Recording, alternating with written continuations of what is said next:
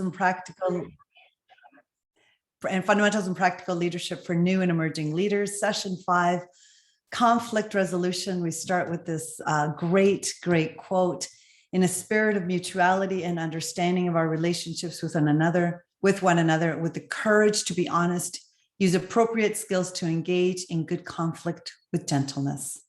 So obviously our workshop is on conflict. A reminder of how we're going to participate today.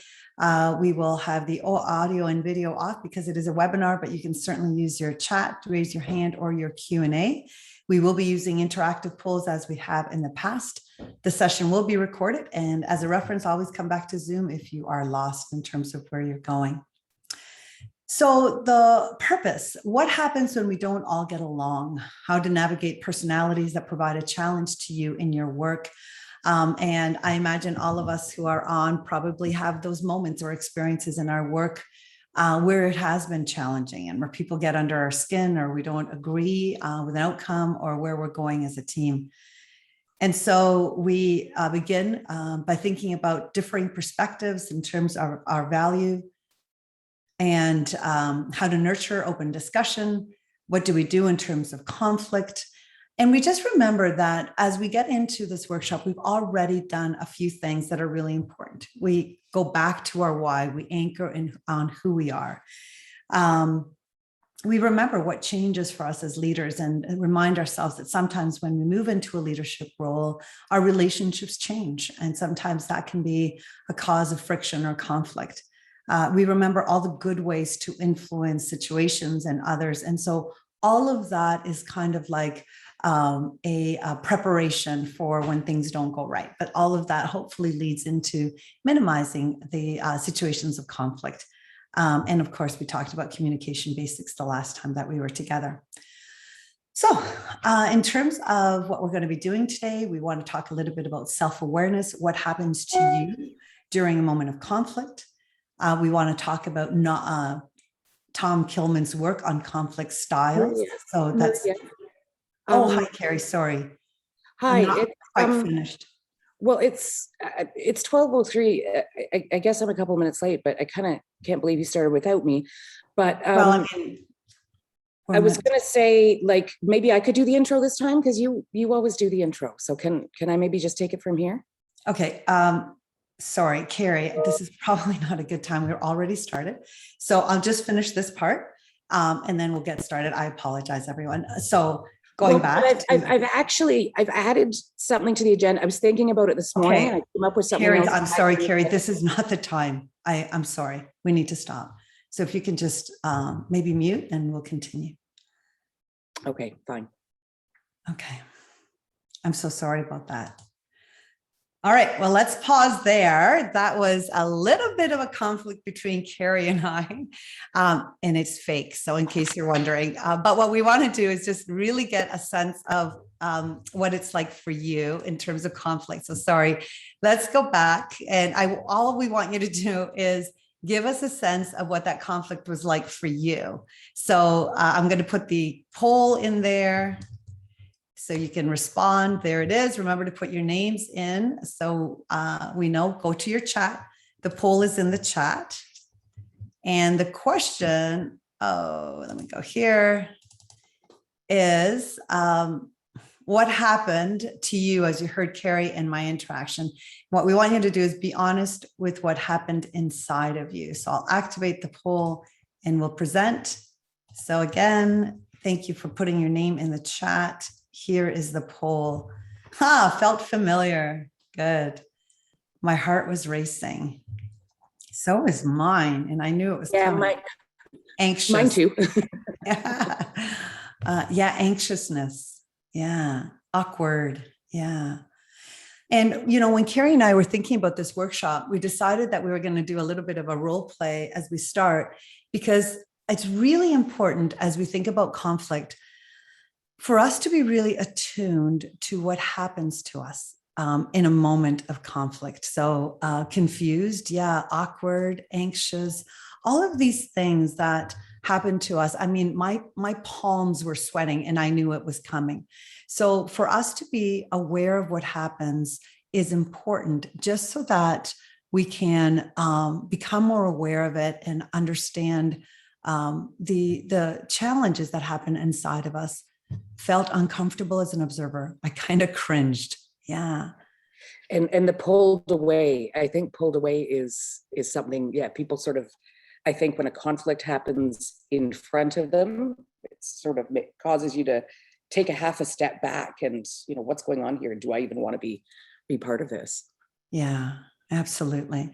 So just keep that in mind as we go through the workshop. I think you can have a workshop on conflict and think, oh no, I do okay. I'm always, I'm always centered. And then when it happens in a moment, which is what can happen in our team, our feelings can kind of pull us off a little bit. And suddenly we're not at the center of our game anymore. So the more we understand, okay, what happens to me is I get anxious, I get stressed, I want to pull away. The awkwardness I felt, the anxiety, it's like, okay, I'm becoming more familiar with what happens. Good for you. Still felt awkward.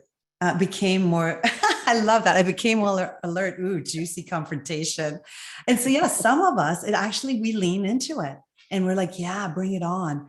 So whatever it is that's happening inside of you, that stiffness, just note it and be aware of it and just think, okay, I guessed it was fake. Good for you.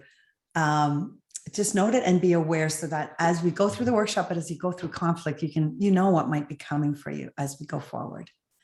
Unprofessional. Absolutely. It was. Thank you. Oh, snap. Yeah. All right. So I'll ask you to go back to the Zoom so that you can see the PowerPoint presentation. So right now you should be seeing our time together. And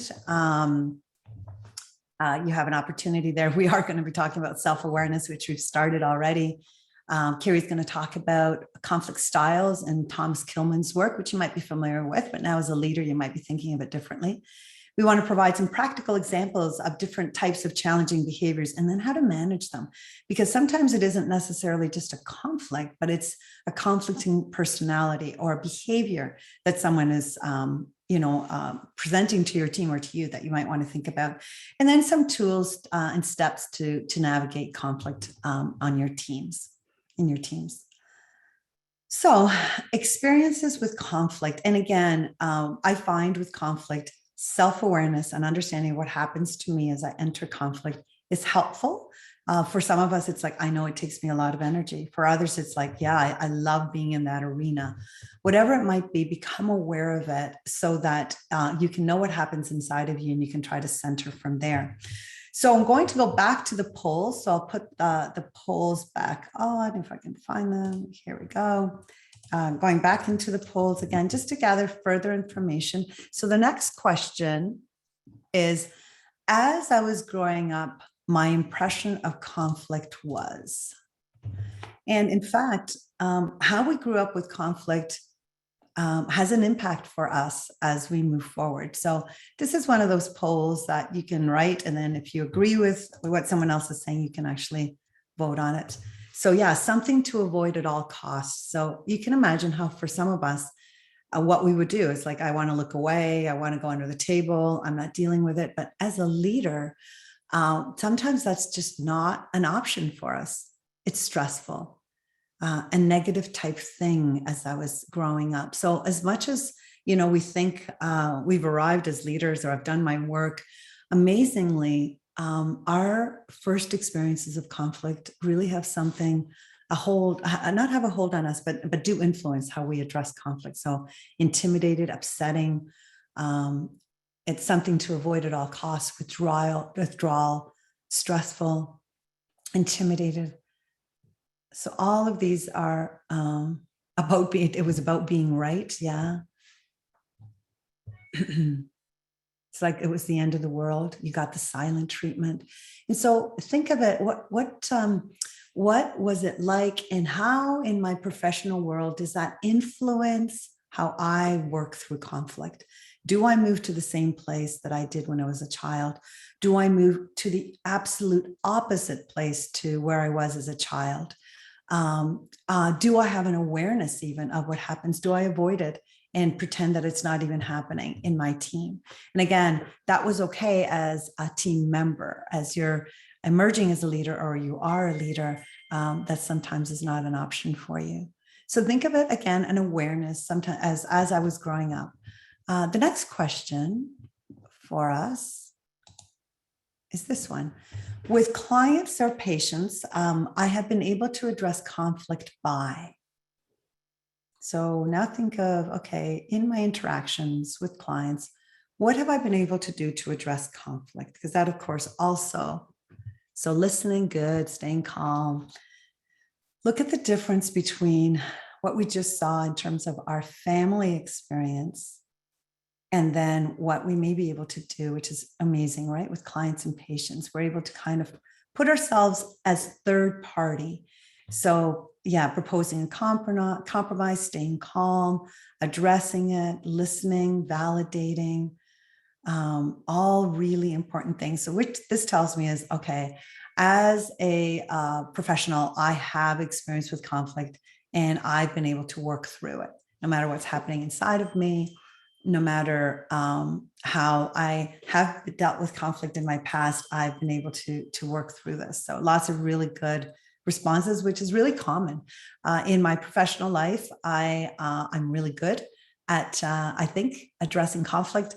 But if you were to ask my children, they might tell you something different. And there's a reason for that. And that's because it's not yet personal.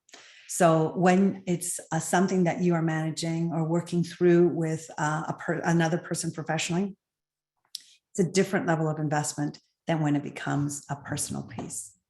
So the last question I think of these is, as a leader or as I have observed leaders, what I've learned about conflict includes. So one thing is in your personal life when you were growing up. Second thing is how you work when you're client facing. And a third is when it enters my team and what I see leaders do. That's a great thing to say right there. Good things can come out of it. It's not always bad. And that's exactly it. Conflict is just a part of our work. And so if we learn how to work through it, often we get to better results if we're able to get there. There are expectations. Good. It's a healthy way to challenge your thoughts, practices, and behaviors. Mutual understanding. It's easier to deal with early on. Yeah. Love that. I choose courage over comfort. You can't control how others treat you, but you can control how you respond. Yes, we're going to be talking quite a bit about that. It can be healthy. Absolutely, it can. You can develop good communication out of it.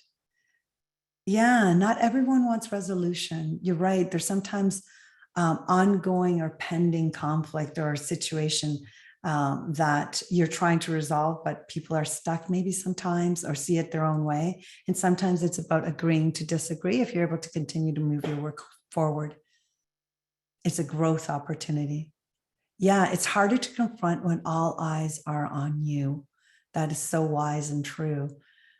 It's much harder sometimes when things seem to be dependent on you. So important as we just begin our work today on conflict for us to think about, what happened in the moment for me? What does that tell me about my own self-awareness? What does my childhood tell me about my own self-awareness about conflict? What are my competencies with, frontline facing with patients or clients? And then what do I do when it comes into my team? What have I seen other leaders do and how do I handle it? And some really good responses here about what we can do with it within our own teams. So on that note, I'm going to turn it to Carrie. I'll put it back on the slides for you, Carrie. And we're in good terms, just so you all know. And I'll let you go from there, Carrie.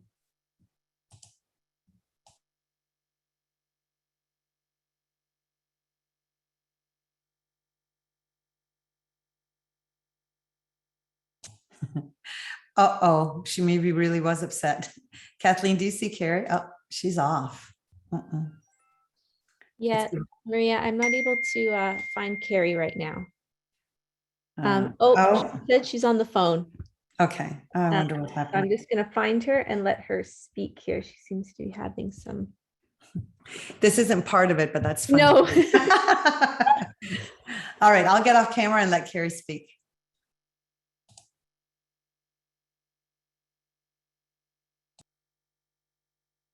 Can you unmute her, Kathleen? I'm permitting her to speak, so she just has to unmute herself.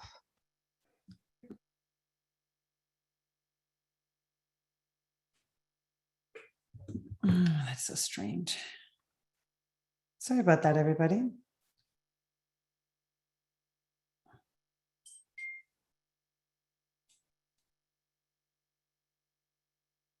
Go ahead, Carrie. Can you hear us? Let me see. I don't know which number is Carrie's, but I'll try this.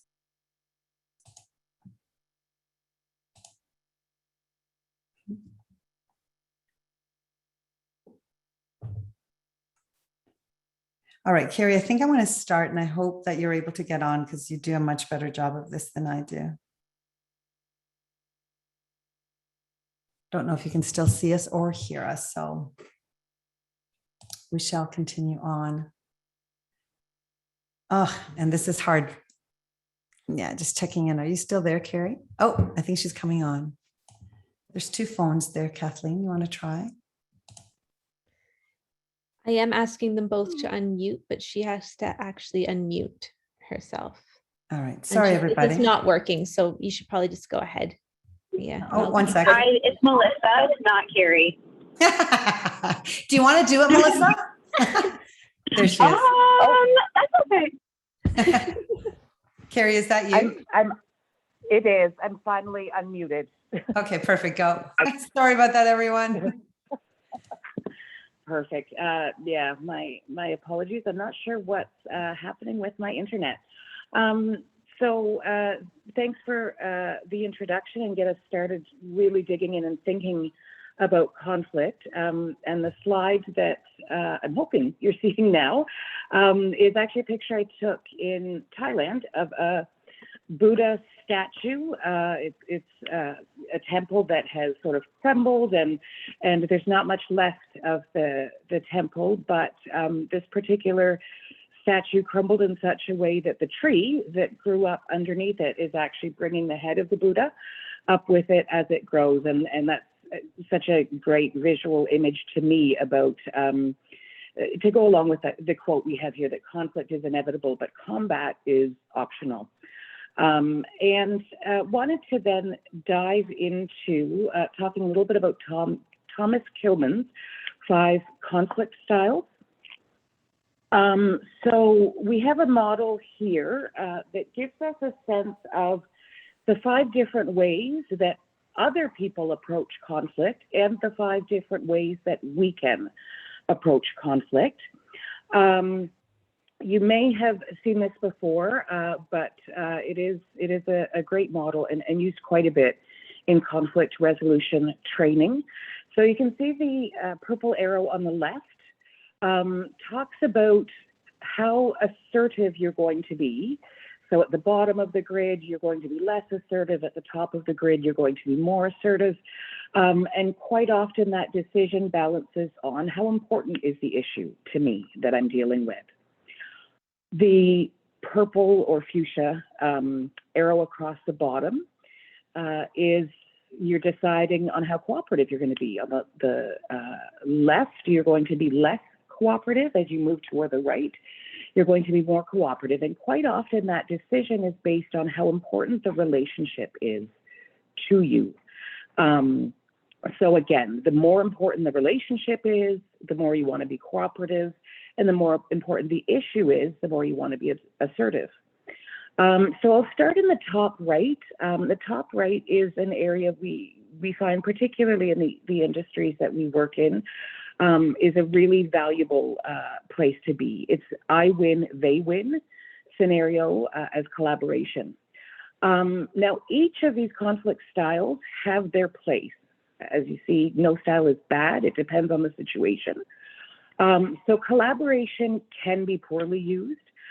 Collaboration can complicate things unnecessarily if it's a fairly simple issue, simple conflict, simple decision. And on occasion, you'll find that people use collaboration to avoid decisions that they should make. So again, if it's a simple issue, you have a number of staff looking at you, or even just one staff looking at you saying, listen, I just want you to tell me what to do here. I don't necessarily want to work through and come up with a solution. Any solution will be fine. Just sort of provide us something, make a decision about this. But where it's really important and to be used, and where it can be very well used, is when you need to get really creative related to problem solving, when it's important to make sure everybody shares their viewpoint because you have really diverse viewpoints. On the bottom right, so you're still being very cooperative. It's an important relationship. But here's where the issue isn't particularly important to you, and you would accommodate. And accommodate can be framed fairly simply as I lose, they win. So sometimes you might be in conflict with somebody, there's something they want to do, and it's really not, they're an important person to you, or it's an important relationship to you, but the issue, you have a position on it, but it's really, the issue isn't that critical to you.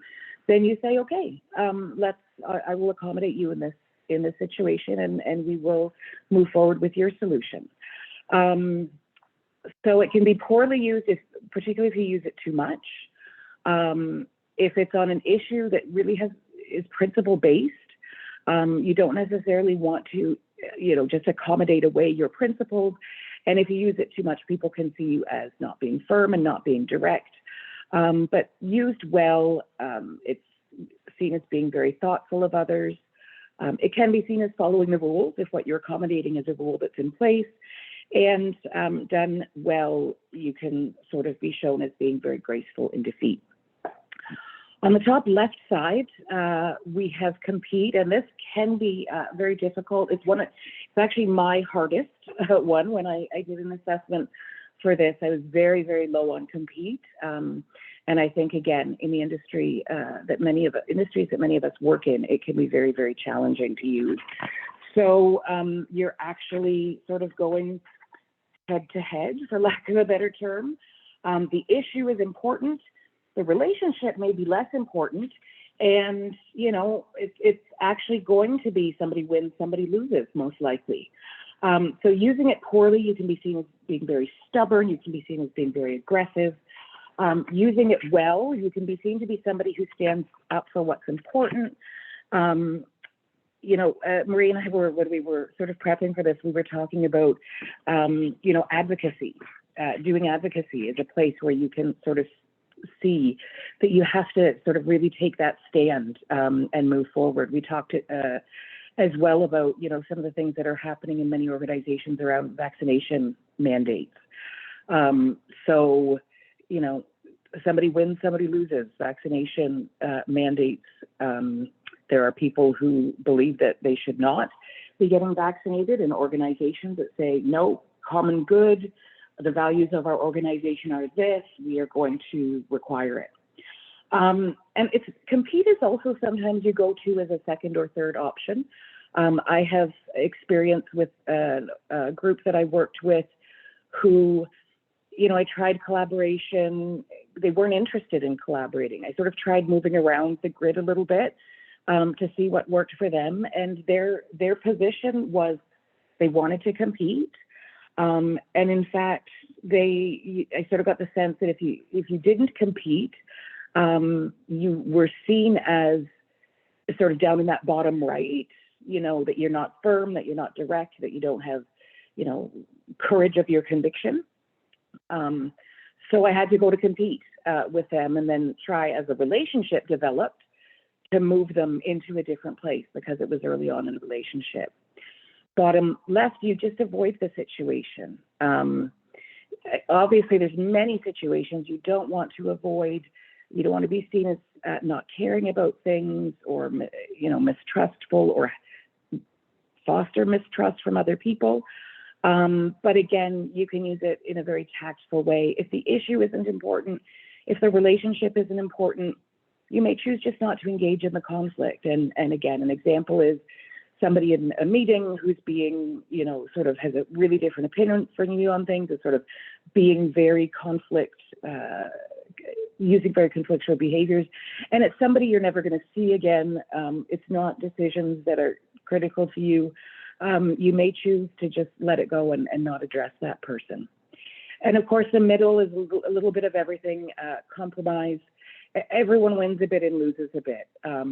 So you don't want to be seen to use that as sort of playing a game or being unprincipled, but it may be a way to come up with a reasonable solution where everybody can meet in the middle. So I'm going to ask now if you could, we're going to use a new tool for this webinar anyways, but they have used it before, and of course, I can't see the webinar screen right now, but in the top middle of your Zoom screen, on the right-hand side of where that sort of green and black bar is, there's an options.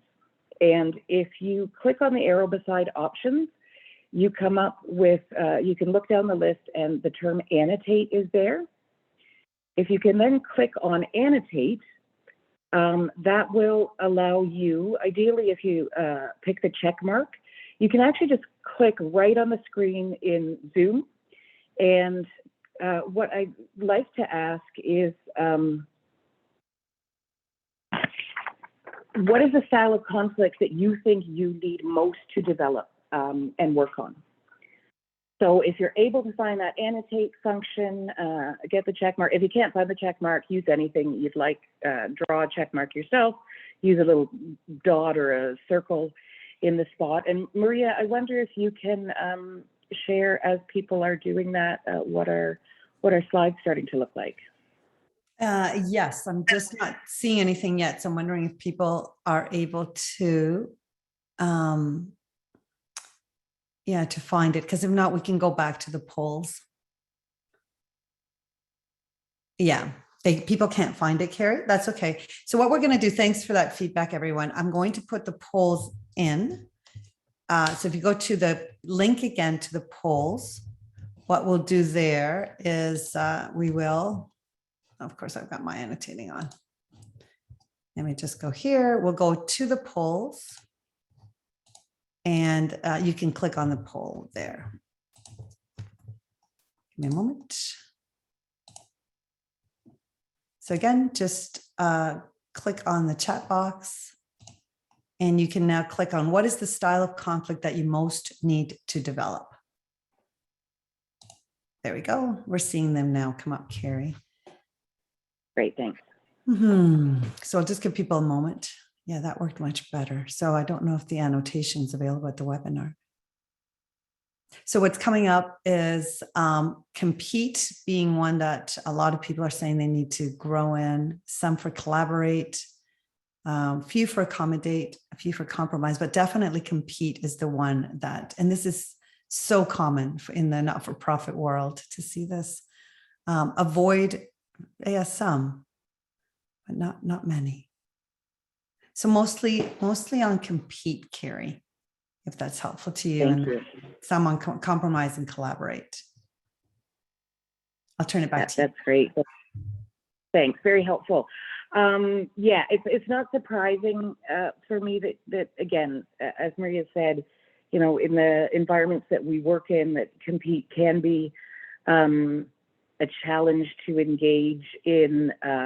You want to work with people, not necessarily compete. So it's something to maybe think about as to when compete might be appropriate, and how could you, potentially practice it a little bit. And that's something that I mentioned when I took this and looked at this myself. I knew that compete was a difficult area for me. And going back to some of the things we did at the beginning about sort of, how you feel inside when a conflict happens, compete for me is where I feel the most stressed inside, because it is a very uncomfortable place for me. That the role play that we did was absolutely stressful for me, because we were sort of responding to each other in a rather compete fashion. Collaborate, I think often collaborate and compromise, making sure you're picking the right one. Collaborate, again, can be difficult in a busy environment, because it takes time. And avoid, I think sometimes too, knowing when to use avoid and when not to use avoid. So hope that gives you an opportunity to reflect a little bit for yourself on how you might move forward. So we're going to move on to the next slide now and talk a bit about behaviors, challenging behaviors, behaviors that often arise and result either in conflict or result in conflict. That can be our greatest challenges to work with. And again, you have here an image from a trip I took to Thailand. I was at an elephant rehab and sanctuary. So in Thailand, of course, there's many elephants that have been rescued from very tragic sort of tourist type situations. There's also many elephants that come from across borders to come to the sanctuaries who might have stepped on landmines, that kind of thing. So these two elephants in particular, the bigger one is an older female who is blind. And the smaller one is a young male who stepped on a landmine, hence you can see the bandaging and support that he has on his leg. And these two elephants, as they came into the sanctuary and for a long time after they joined the sanctuary, they both had very bad behaviors. And it was very difficult for the folks trying to care for them to figure out, what to do, how to get them in a place. So the smaller one would sort of chase and try and fight with others. The older one wasn't eating. The older blind one wasn't eating and was, had behaviors that one would say she might be depressed. And what happened here is, they really identified the behavior that was a challenge and tried to understand why. And in this case, in fact, they didn't understand why until after they made a change for these two elephants and they put them together. And the older female really took the young male under her wing. She would make sure he was behaving well. She'd sort of correct him if he was getting sort of aggressive or bossy with elephants that he shouldn't. And the younger male, in turn, would guide the older female around and give her an opportunity to feel comfortable and safe as she moved around the environment. So the example really, tells us that not always, but quite often, if we can understand why somebody is behaving in a way that is challenging for us or that arises in conflict, there may be some things we can do differently to support that individual. So I'm going to move on and just to give you, we've got 3 different behaviors that are fairly common that we wanted to chat about a little bit, give you some tips about what you might need to understand about them, as well as some resources. In particular, this first one, passive aggressive behavior. Many people find that challenging, how to address it. And the way to identify it is quite often somebody who's being technically correct, but subtly undermining. I'm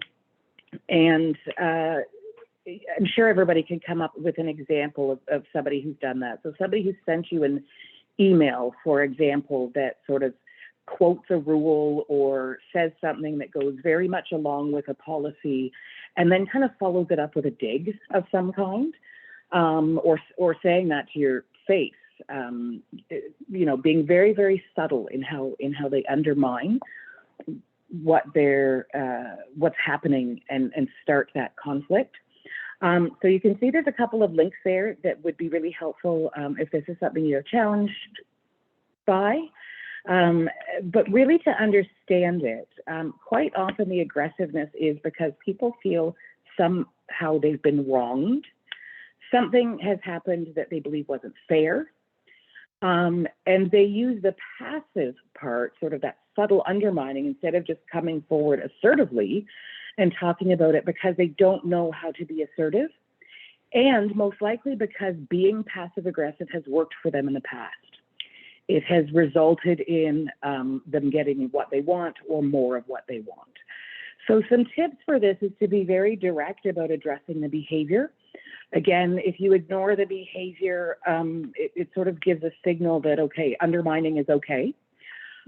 Stay calm, be direct. And give them an opportunity when addressing it one-on-one to express their feelings in an open way, because again, they somehow feel wronged. And whether or not they actually have been wronged, that's an opportunity to have a conversation to support that individual to potentially use some different approaches.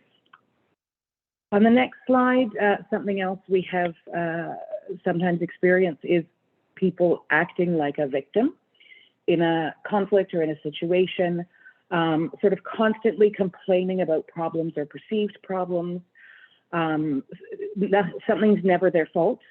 And they may decide that when something's gone wrong, somebody else has purposefully done something to make it go wrong. So not only did they not make a mistake, but the other person didn't make a mistake, the other person did it on purpose. Understanding this behavior, quite often, these are people who are very conscientious and try to control all aspects of what's happening in a situation because they don't want to feel helpless. And in fact, they truly believe they've been victimized. And I think that's an important thing to consider. Whether or not they have, they are experiencing the situation as if they have. So some tips towards with these individuals is being very patient, empathize, but don't support the tendency towards helplessness. Point out evidence that shows, the other person isn't doing it on purpose or might not have done it on purpose because of this. Maintain boundaries and follow up with these folks with written summaries and action steps, making them see that productively they can address concerns. When something goes wrong, it can be addressed and handled, and nobody sort of has to be blamed necessarily. And the last one is the blaming. So this is people who just don't take responsibility for their own actions. They always redirect to someone else or something else that caused the problem. Sort of no matter how you sort of try to sort of put something in front of them and even potentially say, like, it's okay that something happened, but we need to look at what what your actions were that caused it to happen so that we can fix it. These are folks who just fear consequences, have a fear that their self-esteem will be impacted if they seem to have done something wrong, and so they deflect.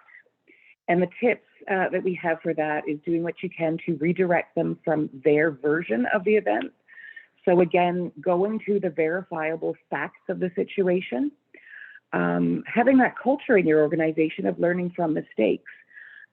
So let people sort of see, talk the talk and walk the walk. That, mistakes, we need to sit and analyze them only from the perspective so that we can ensure it doesn't happen again, but also holding them accountable appropriately based on how your organization does these things, progressive discipline and all of that, for things that are clearly theirs to own. I'm going to move now to the SCARF model because, again, this is a model created by David Rock that should really help us think our way through understanding the why behind some of these behaviors.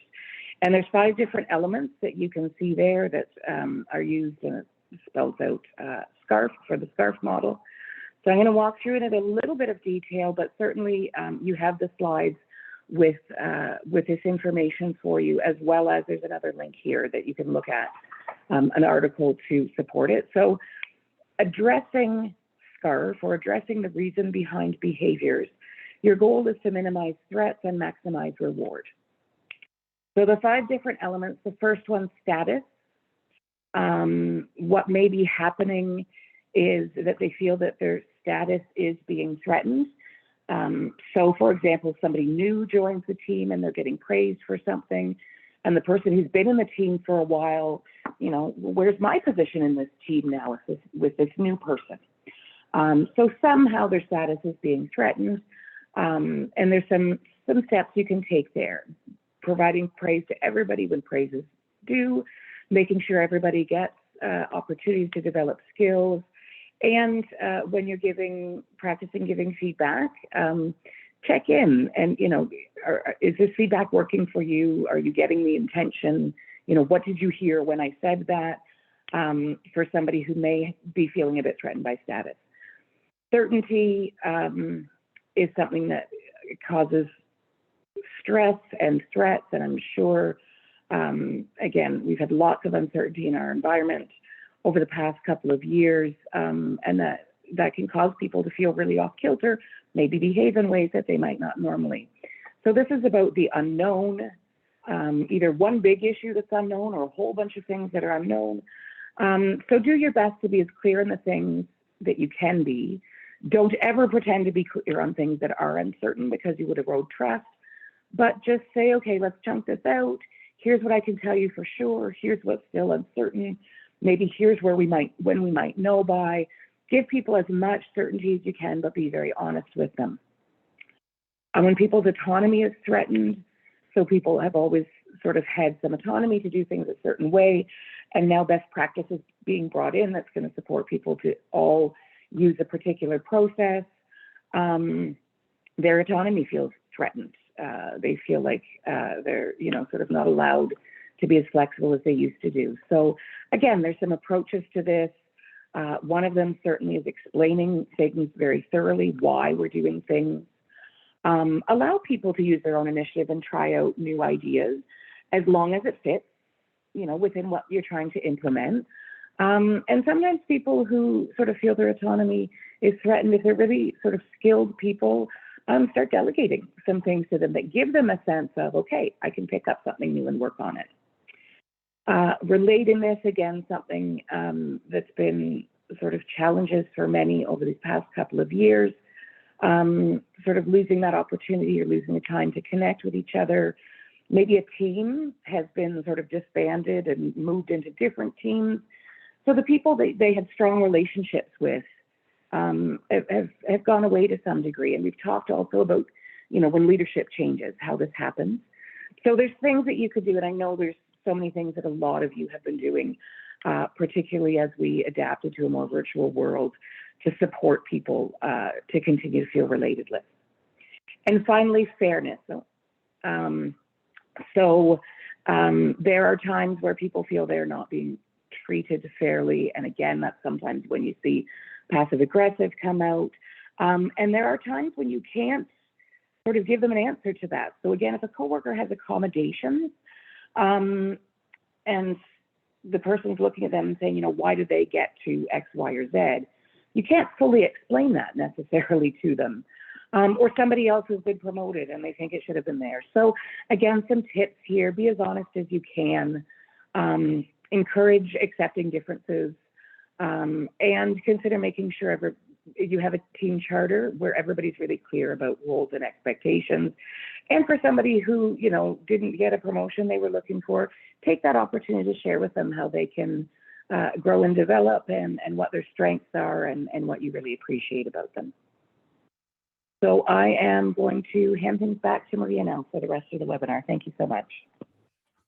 Carrie, thank you so much. That's hard to do when you are off camera and you've been kicked out of Zoom. So thank you very much for coming back. You always do such a good job on this piece, and I'm really glad I didn't have to do this. So thank you. So we're going to finish the webinar thinking about, so how do we respond in a thoughtful way? Carrie's given you lots of tips on how to do it and be proactive. What happens when the behavior doesn't finish, or when there's a conflict that is staring at you in terms of the team or a person?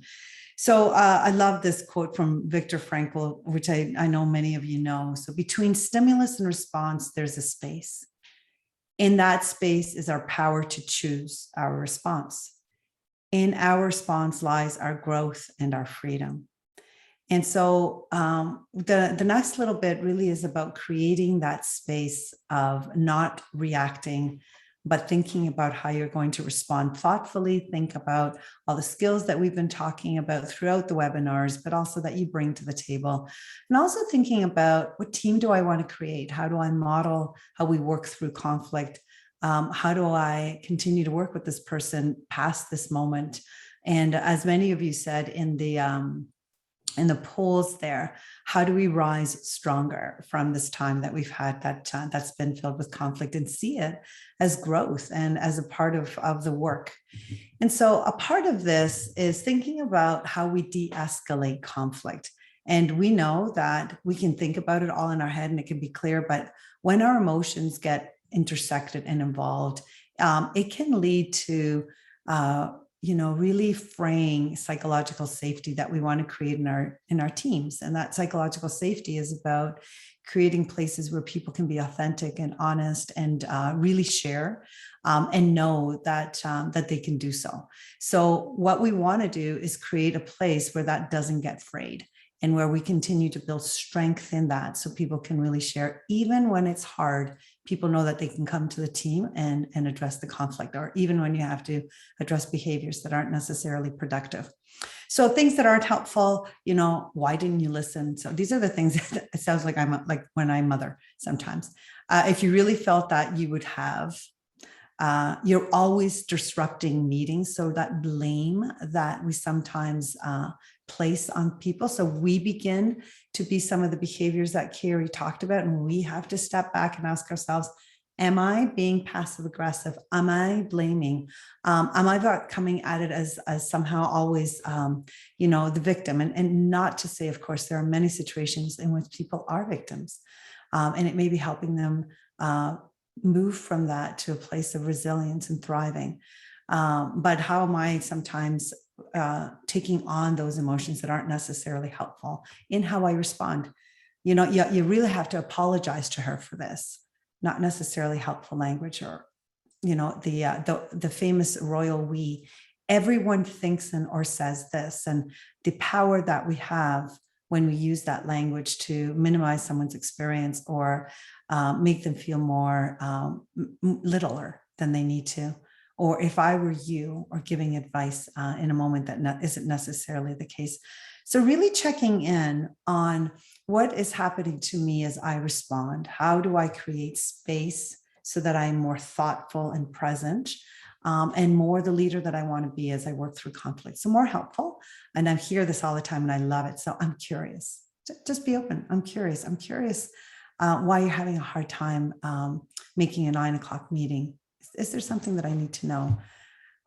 Really listening and starting with that must have been hard for you. Because we don't know people's stories. We don't know everything that they bring to the table. And all sometimes we see is the outer behavior. So pausing to listening and just acknowledging that must have been hard. Being able to say things like, I see things differently.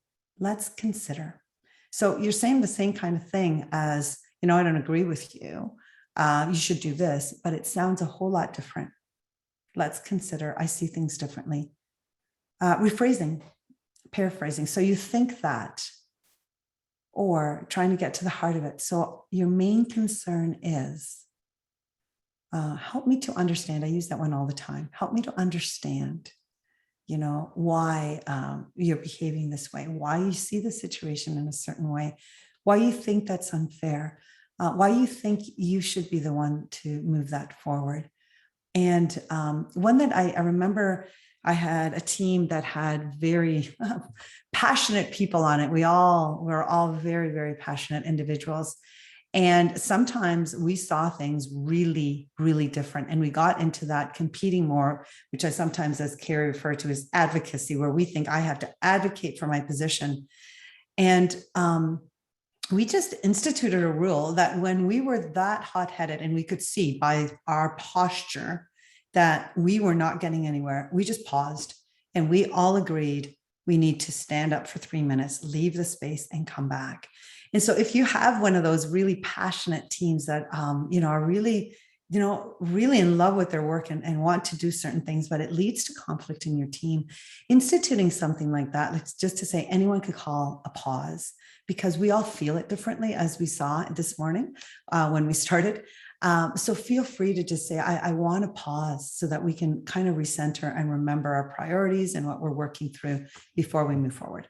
So not so helpful, more helpful ways to move forward. And then I just want to talk a little bit about a process that we use when it's very similar to some crucial conversations, if you've done that work. and that we use when we facilitate conflict in organizations, with teams, with people.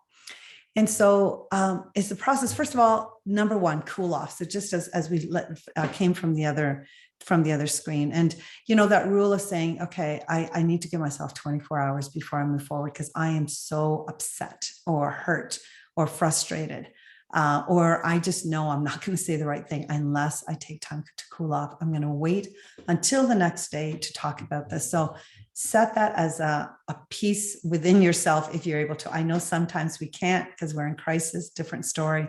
But in most interactions, we can say, let's just take some time. Let's cool off. Second, really important. So treating the other person with respect. And if you've had a hard conflict with someone, if you feel as though they're not holding your values, if you feel betrayed by that individual, stabbed in the back, whatever it might be, and these all are things that can happen, it's hard. It's really hard sometimes to go back to treating the person with respect. I think of some conflicts that we've worked through with groups or two people, and they come to the table saying, I will never respect that person. I can never work with that individual. And then when we move to, okay, we just ask you to start by treating the person with respect. And that is your attitude conveyed by your specific behavior, how you sit, how you're listening, your eye contact. And of course, we know that is also cultural, but having a sense of that and your presence. So I invite people, like, your body language is telling me that you're not really here. By the way that you're sitting, it feels to me as though you're not, you're holding something back. So really inviting people to be as open as they can in the comfort of their body. So treating the other person with respect. And then we all know this, telling people what's bothering you using eye language. And it's so funny. We all can do this. And as we went back to, when we're dealing or working with clients, we are so good. But then somehow when it gets personal and my emotions are attached, it's so much harder to do this eye language piece. Or when I believe I'm right and you're wrong, it's just so easy to get into that blaming piece and not go back to centering. So really try to think about it from that perspective. It's like, no, I've got this. I've done this before. I just need to remember to use the eye language. We often talk about work of conflict as slowing down the conversation. That's a big part of what we do. So it is about listening until you experience the other side to seek to understand both meaning, feeling, and content. So in fact, when we're working with individuals, we'll say, okay, I want you to use eye language, and then I need you, the other person, to reflect back what you think you heard. You don't get to respond yet. You don't get to bring your points forward. What I'm inviting you to is to really be present and hear. And I would say that is the thing that helps people move forward. Like, it's not magical. It's slowing down the conversation and actively and intently listening to the other side. And again, I've had individuals who've said, I will never work with you. Individuals who said, we've been in conflict for 4 years. This is not going to help. And we bring it to this point of saying, just want you to listen to the other side. And I'm thinking of a conflict right now, and they walked away completely different because they had made assumptions about each other for 4 years about what the other person did. And it wasn't until they heard each other and understood what was happening with the other that they could come to a place of empathy and then a place of resolution. So if, as a team leader, if you are, even sometimes you can see a conflict in your team between two teammates and you can see it escalating and getting worse, you can see by their body posture that this is not going well, inviting them into a dialogue where you say, I want you to cool off. We're going to respect one another, use eye language, and I want you to hear each other. That might be the role that you play in facilitating working through a really tense situation on your team. Then we move to stating your views, needs, and feelings without using loaded words. That's really tough, but actually after you've listened to each other, it becomes easier. So I need to be heard. I need you to understand where I'm coming from is how people will come in. And so we need to start. We need to start there. If we start by solutioning right away, people will feel like you did not hear me. I did not get to say my perspective or my point of view. So that part is really important. It takes time. So don't rush this thing. You may need to set some time aside. And of course, you're not going to do this for everything. You will know. You will see a conflict in your team or between teammates where you can think, this is probably a time where I need to have a conversation that is safe and that allows us the time to hear each other out. And after doing that, then stating your views, needs, and feelings is much easier, because sometimes some of those things have been taken away because I've heard you and you've heard me. But there's sometimes other things that are like, no, I still feel like I do most of the work. Like, I come in, I set up, I get everything ready. You come in right at the end. We do the program, and then I do all of the teardown. How is that even fair? So even though I've heard you, I still need some things really clarified. I need to understand how this is going to work between us. So don't sell it short by thinking, oh, well, I just had to do the feeling piece and not actually deal with some of the other issues. But don't do the other issues without doing the other aspect either. So it's a real balance, but come down to what is each person's needs and how are we going to work through that. Another key thing is helping people take responsibility. In that example, it's like, you know what, I do arrive. And it may be that I can't arrive any earlier, my babysitter, it doesn't matter what the reasons are. I understand them now, but I still need you to take responsibility for the fact that I always set up or I always tear down, and we're supposed to be a team. So take responsibility. Invite people to take responsibility, to say, do you understand how that impacts her? So taking responsibility, really important. And then once you've moved there, then it's what's our collaborative problem solving look like, which focuses on needs, not positions, and then brainstorming solutions that reach agreement by both parties. So it might be, okay, I get that you're always going to be late because of your family situation. So I will set up, but I need you to tear down, or whatever solution might come from. I know that's a very simple one, but in fact, it was one that really happened. So but they couldn't get there until they heard each other.